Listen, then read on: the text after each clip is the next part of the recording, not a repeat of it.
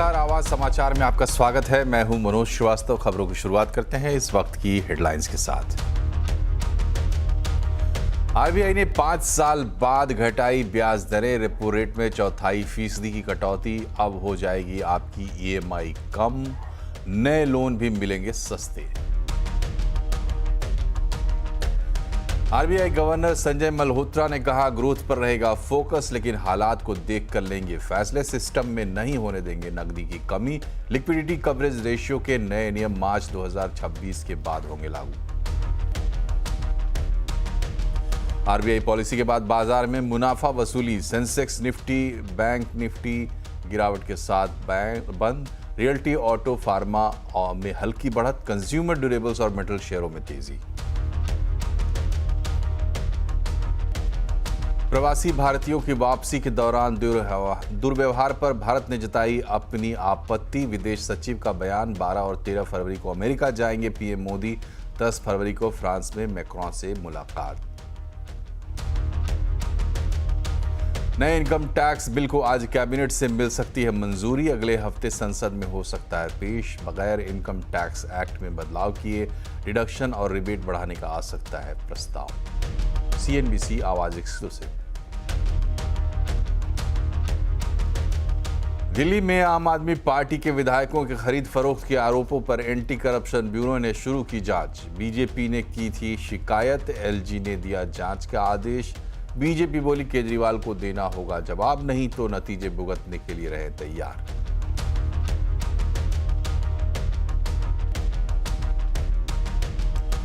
America से अवैध प्रवासी भारतीयों की वापसी के समय मिसट्रीटमेंट, दुर्व्यवहार के मुद्दे को भारत ने ट्रंप प्रशासन के साथ उठाया है।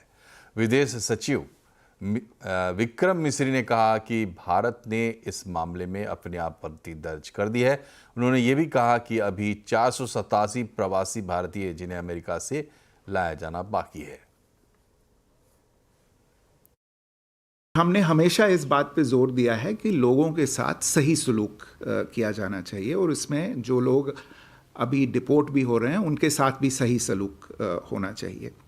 और हमारी जानकारी में जो भी कोई ऐसी, जब भी कभी ऐसी बातचीत आती है कि कोई बदसलूकी हुई हो किसी के साथ, तो हम उस मामले को ज़रूर उठाते रहे हैं और आगे भी उठाएंगे जो भी हमारी जानकारी में लाया जाएगा। We have been told that there are up to 487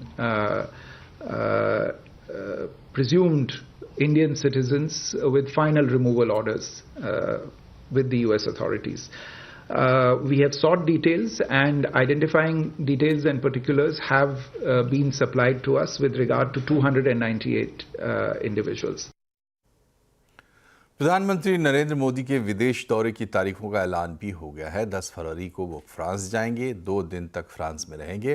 France में प्रधानमंत्री एआई एक्शन समिट में हिस्सा लेंगे। इसके बाद 12 को वो अमेरिका पहुंचेंगे। अमेरिका में 12 और 13 फरवरी तक वो रहेंगे।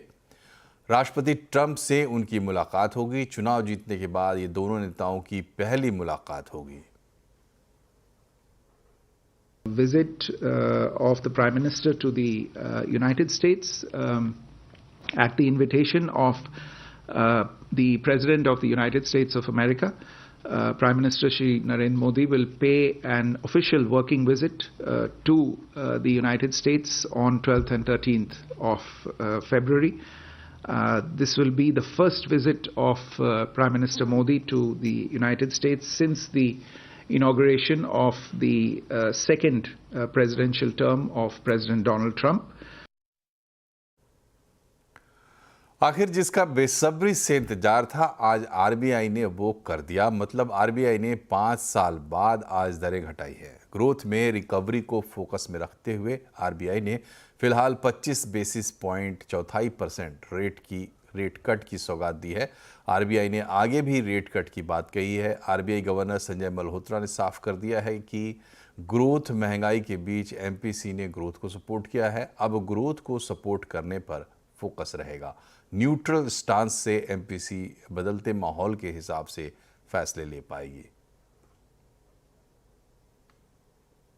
This growth inflation dynamics opens up policy space for the MPC to support growth, while remaining focused on aligning inflation with the target. At the same time, the MPC felt that excessive volatility in global financial markets and continued uncertainties about global trade policies, coupled with adverse weather events, pose risks to the growth and inflation outlook.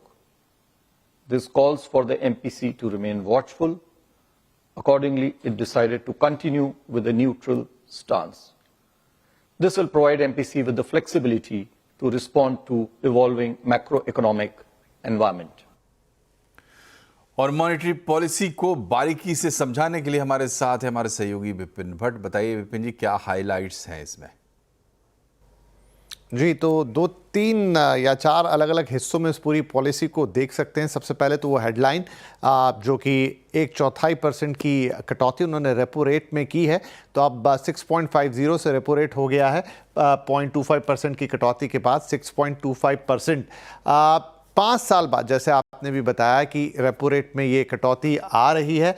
और दर्शकों की सहूलियत के लिए बता दें, repo rate वो rate है जिस पर आरबीआई से बैंक कर्जा लेते हैं और फिर आपको देते हैं। तो अगर उन्हें सस्ता कर्ज मिलेगा तो आप तक भी सस्ते लोन्स पहुंचेंगे।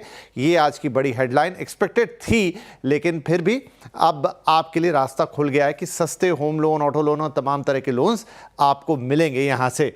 इसके बाद जैसा कि अभी गवर्नर साहब को हमने सुना कि फोकस अब होगा ग्रोथ के ऊपर, तो ग्रोथ को एक संतुलित तरीके से बढ़ाने पर फोकस की वो बात कर रहे हैं। संतुलित तरीका क्या कि आप बाकी फैक्टर्स को भी ध्यान में रखेंगे। ठीक है, अब वित्त वर्ष 2025 के लिए यानी करंट फिस्कल के लिए उन्होंने 6.4% के ग्रोथ का अनुमान दिया है, चौथे क्वार्टर्स को मिलाते हुए। लेकिन जो अगला साल है, अगला वित्त वर्ष है 2026 का, उसके लिए उन्होंने 6.7% जीडीपी ग्रोथ का अनुमान जताया, यानी कि थोड़ी बेहतर होती हुई इकोनॉमी नजर आ सकती है। लेकिन इस बीच जैसा कहा कि कॉशियस लाइन है, ग्रोथ को तो पुश करना है लेकिन महंगाई पर नज़र बनी रहेगी, कड़ी नज़र बनी रहेगी, क्योंकि महंगाई इंटरनल फैक्टर के साथ साथ बहुत कुछ एक्सटर्नल फैक्टर पे भी अभी डिपेंड कर रही है। अगर मौजूदा वित्त वर्ष की बात करें तो 4.8% महंगाई रहने का अनुमान है, तो वो जो 5% का बेंचमार्क है उससे नीचे आएगी। और अगले साल मतलब अगले वित्त वर्ष में जाते जाते FY26 के लिए इसके और ईज आउट होने के, थोड़े और बेहतर होने का अनुमान जताया है। 4.2% एक एवरेज 4 क्वार्टर की महंगाई अनुमानित है इस समय सेंट्रल बैंक की तरफ से। अब आरबीआई का ओवरऑल नज़रिया क्या है, तो देखिए उन्होंने अपने स्टांस को न्यूट्रल रखा है। इसका मतलब ये है कि आने वाले वक्त में ब्याज दरों को घटाना है, लिक्विडिटी को कैसे मैनेज करना है, रुपया भी गिर रहा है, तमाम चीज़ें हैं, उनको देखते हुए फैसला लेंगे। इस पॉलिसी में अगर उन्होंने ब्याज दर घटा दी है, अगली पॉलिसी में फैसला अगली पॉलिसी यानी जो 3 महीने का वक्त रहेगा बीच में, उसके हिसाब से लिया जाएगा। तो आरबीआई गवर्नर इशारा कर रहे हैं कि भाई ऐसा नहीं कि एक बार सिलसिला शुरू हो गया है तो आप एक्सपेक्ट करें कि अब ये चलता रहेगा, क्योंकि ग्लोबल अनिश्चितता इतनी ज़्यादा है कि उसके लिए हो सकता है कि आज से 2 महीने बाद हालात अलग हो जाएं और आपको कुछ एक अलग फैसला लेना पड़े। तो कॉशियस एक मोड उनका जारी रहेगा, न्यूट्रल स्टांस है जिसमें वो वक्त और हालात के हिसाब से फैसले लेंगे। लेकिन संकेत उन्होंने ज़रूर दिए हैं, लिक्विडिटी की कोई कमी नहीं होने देंगे, ग्रोथ पर फोकस रहेगा, महंगाई को भी काबू में रखेंगे। बस जो ग्लोबल अनिश्चितता है वो थोड़ा खेल बिगाड़ सकती है, इसीलिए फैसले एज पर द टाइम लिए जाएंगे। शुक्रिया विपिन जी। और आरबीआई के कर्ज सस्ता करने के बाद माना जा रहा है कि बैंक भी जल्द ही कर्ज घटाएंगे। देश के सबसे बड़े बैंक एसबीआई ने सीएनबीसी आवाज़ से एक्सक्लूसिव बातचीत में कहा है कि जल्द ही वो ग्राहकों को सस्ते कर्ज का तोहफा देंगे। हमारे जो हाउसिंग लोन और कार लोन जो भी ग्राहक के लिए, आम ग्राहक के लिए जो लोन होते हैं, वो एक्सटर्नल बेंचमार्क यानी कि रेपो से ही लिंक्ड है, तो उनमें तो कटौती बहुत जल्दी हो जाएगी, तो इमीडिएटली हो जाएगी। तो वो राहत तो आप देखेंगे कि जो ग्राहक है उनको तुरंत ही मिलने वाली है। और आगे भी रेट कट की उम्मीद है। जानकारों के मुताबिक आगे भी आरबीआई ने ग्रोथ को लेकर फैसला लिया है, इसलिए समय के हिसाब से आरबीआई आगे भी फैसले लेते रहेगा। इन्होंने पॉलिसी टू पॉलिसी देखने का मतलब है कि अगर ग्रोथ आपकी अच्छी नहीं रहेगी, उसका बैलेंस अच्छा नहीं रहेगा इन्फ्लेशन के साथ में, तो वो ग्रोथ पे देख सकते हैं। तो आगे और एक जब रेट कट आता है, ये सीरीज आता है, चाहे वो शैलो हो लेकिन वो आपका सीरीज आता है, तो आपका चाहे 2 आए, 3 आए। अब मार्केट का आंकना है कि ये 3 अभी 75 बेसिस पॉइंट का रेट कट साइकिल रहेगा और हमें भी लगता है शैलो रेट कट साइकिल ही रहेगा क्योंकि ग्लोबल एनवायरनमेंट काफ़ी वोलेटाइल है और रुपी हम लोग नेट इंपोर्टर्स हैं। हमारे नेट इंपोर्टर होने के कारण हमें करेंसी मार्केट में नज़र कड़ी रखनी पड़ेगी और उस हिसाब से देखा जाए तो ये पॉलिसी में जो एक्शन लिया गया है, इस टाइम के हिसाब से बिल्कुल ठीक है। तो ये सभी सेंट्रल बैंक्स में इस तरह से ये डिलेमा अभी खड़ा है कि ग्रोथ किस और इन्फ्लेशन किस डायरेक्शन में जाएंगे। फोरकास्ट तो हैं बेस केस, पर वो उसके फोरकास्ट के जो वॉलेटिलिटी है वो भी ज्यादा हो गई है, तो इसलिए कोई इतना सर्टन नहीं है कि उनके जो नंबर्स वो प्रेडिक्ट कर रहे हैं वो प्ले आउट करेंगे। तो इस स्थिति में मैं ये कहूंगा कि डेटा ड्रिवन पॉलिसी काफी हद तक हो जाती है। मेरा मानना यह है कि अभी एक और रेट कट आएगा।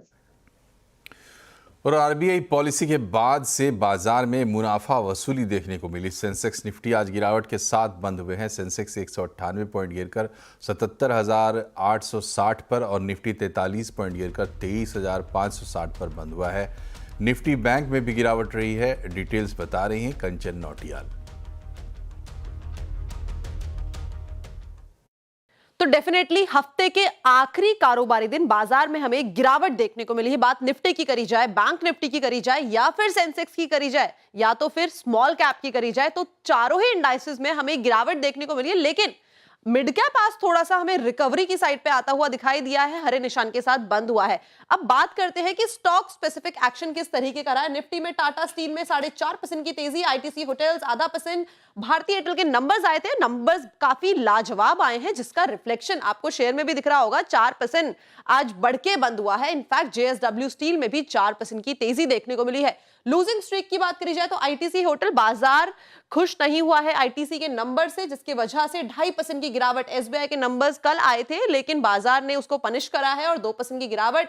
ब्रिटानिया नंबर्स के दम पे 2% गिरा है और अडानी पोर्ट्स में भी 0.25% की गिरावट आज हमें देखने को मिली है। मिड कैप की बात करी जाए तो भारतीय हेक्साकॉम नंबर्स शानदार आए हैं जिसकी वजह से 12% की तेजी यहां पे देखने को मिली है। डिक्सन टेक्नोलॉजी 3.5%, फेडरल बैंक 0.3% और बीएससी के नंबर्स आए हैं और नंबर्स के बाद हमें यहां पे अच्छा खासा इजाफा देखने को मिला है। लूजिंग पॉकेट की बात करी जाए तो कोचिन शिपयार्ड, इसमें हमें करीब 3.5% की गिरावट देखने को मिली है। ये भी नंबर्स का ही रिफ्लेक्शन है। कमिंस के नंबर्स कल आए थे और आज भी ये रिफ्लेक्शन देखने को मिल रहा है। पीआई इंडस्ट्री कल कंपनी ने अपने नंबर्स पेश किए थे और ये रिफ्लेक्शन है। बायोकॉन में भी 3% की गिरावट आज के ट्रेडिंग सेशन में हमें देखने को मिली है।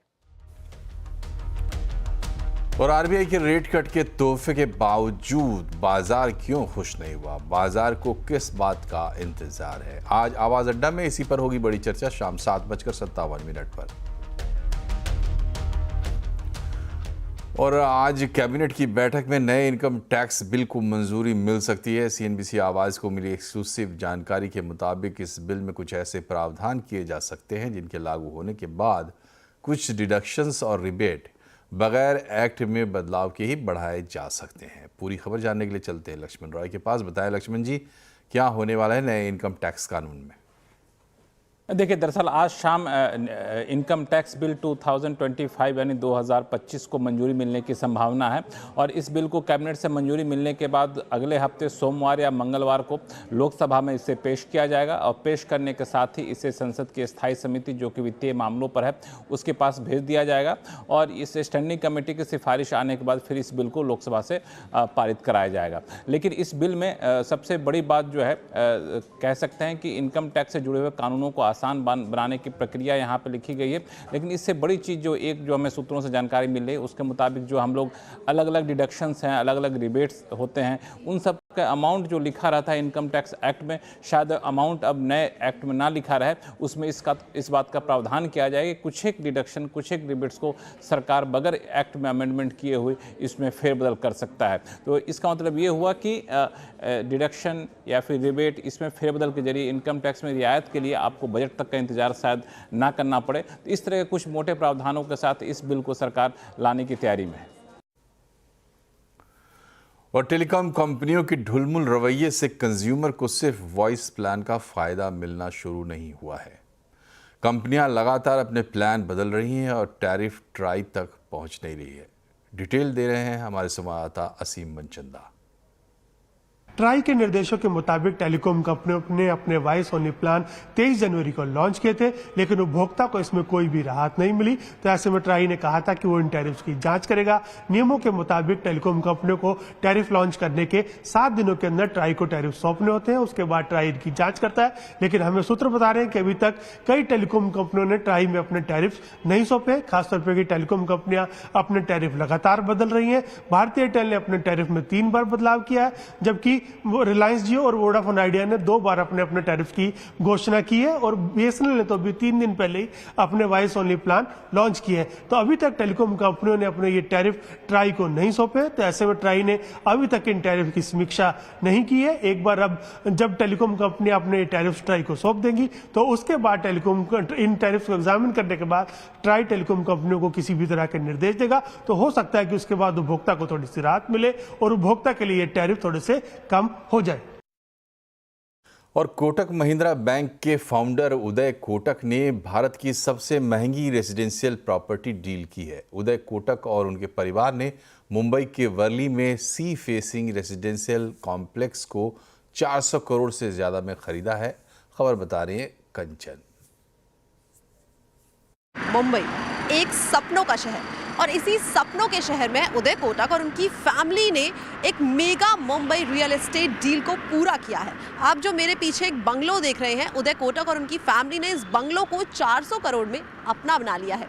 बेसिकली जो डील है वो हुई थी 2 ट्रांचेस में पूरी। पहले उदय कोटक और उनकी फैमिली ने 11 अपार्टमेंट्स को खरीदा था करीबन सितंबर के टाइम पे, और अब 12 जो अपार्टमेंट्स हैं उनका रजिस्ट्रेशन करवा लिया गया है। 202 करोड़ का जो प्राइस है वो निकल के आया है। यानी कि इन क्यूमुलेटिव प्राइस अगर आप देखेंगे तो इस बंगलो को 400 करोड़ में उदय कोटक और उनकी फैमिली ने खरीद लिया है।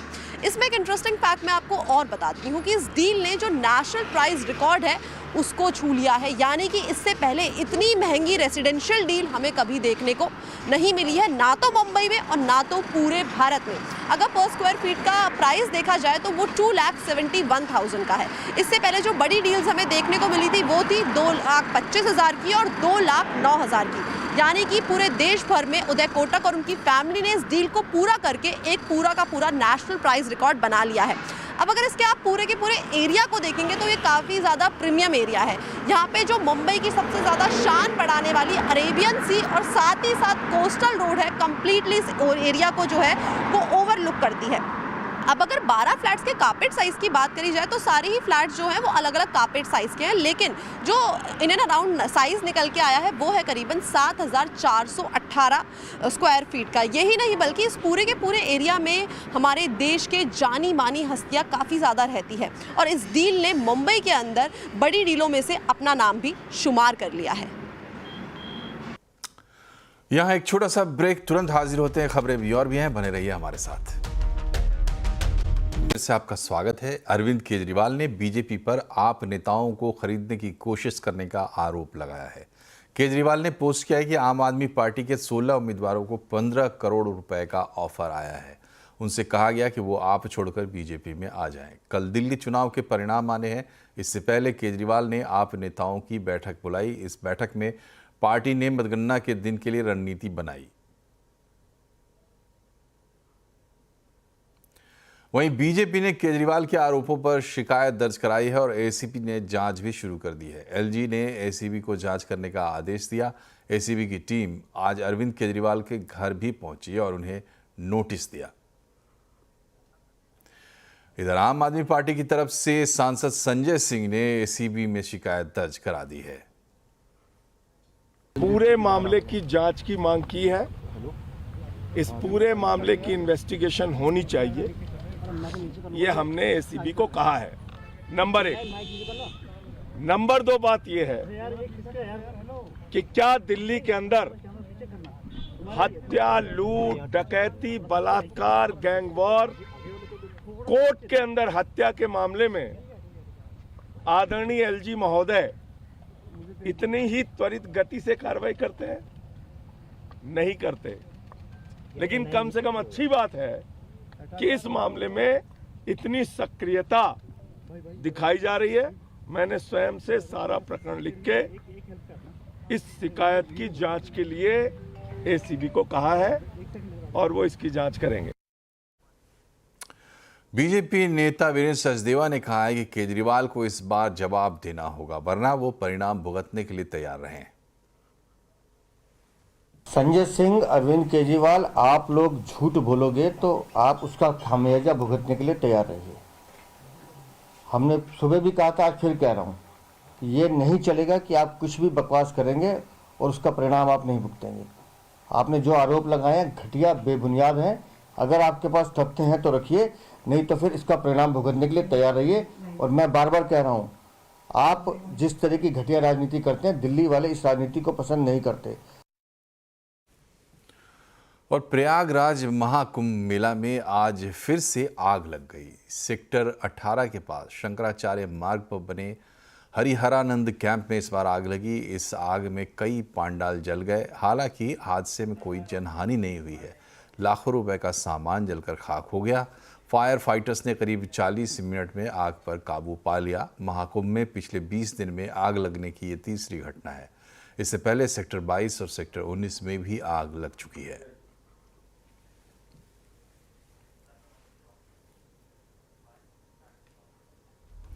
और इसी के साथ इस बुलेटिन में फिलहाल इतना ही, लेकिन खबरों पर अपडेट रहिए, जुड़े रहिए CNBC आवाज़ से हमारे सोशल मीडिया हैंडल्स के जरिए।